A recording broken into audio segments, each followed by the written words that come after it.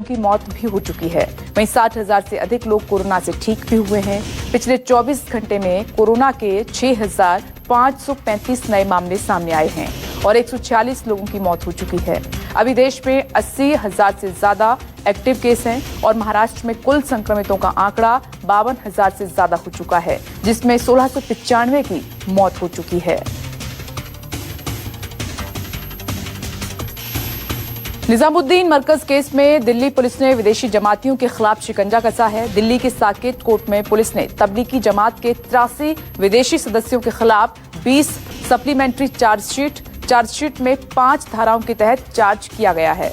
मुख्य चार्जशीट तबलीगी जमात के मुखिया मौलाना साद और उनके सहयोगियों के खिलाफ हुई है। विदेशी जमातियों के खिलाफ चार्जशीट में पुलिस ने वीजा नियमों के उल्लंघन समेत गंभीर आरोप लगाए हैं। इसके अलावा धारा 144 के उल्लंघन का भी आरोप लगाया है।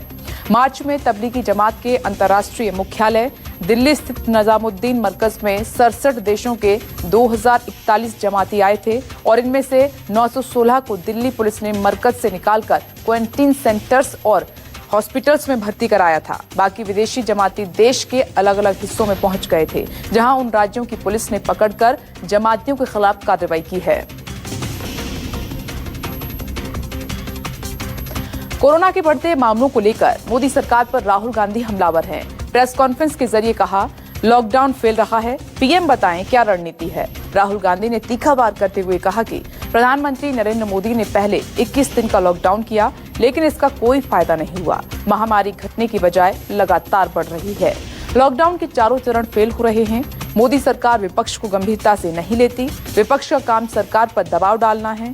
राहुल गांधी ने कहा, हमने फरवरी में ही कह दिया था कि हालात और खतरनाक होंगे।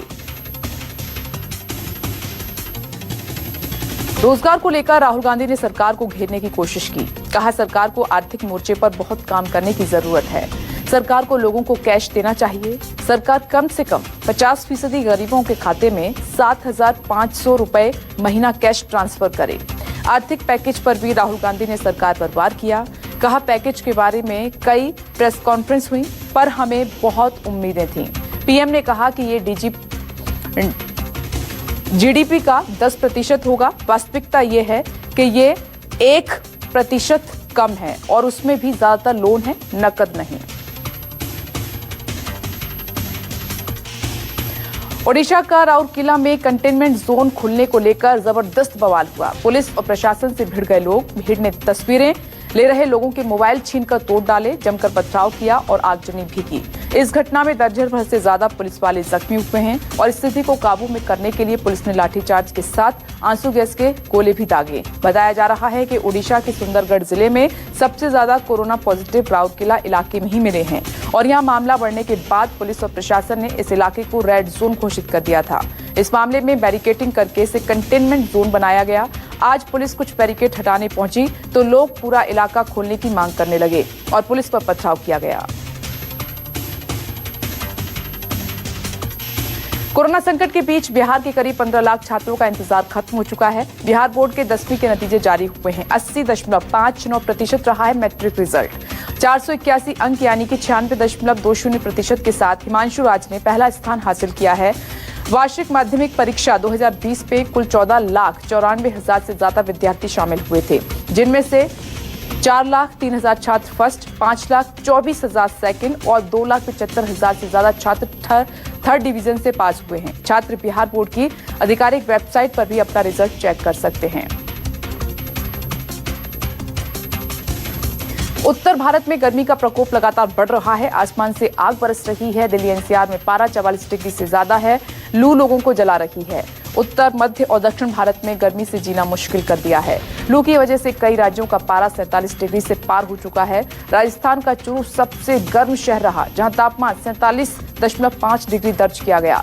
राजस्थान के अलावा महाराष्ट्र, मध्य प्रदेश, उत्तर प्रदेश और तेलंगाना के कई हिस्से भी बेहद गर्म हैं। मौसम विभाग की भविष्यवाणी है कि ये गर्म और सूखा मौसम मई के आखिर तक रहेगा। दिल्ली से लेकर पंजाब, हरियाणा, पश्चिम उत्तर प्रदेश और उत्तरी राजस्थान में खतरनाक लू चलती रहेगी। मध्य भारत के राज्यों में भी 28 मई तक लू के अनुमान है।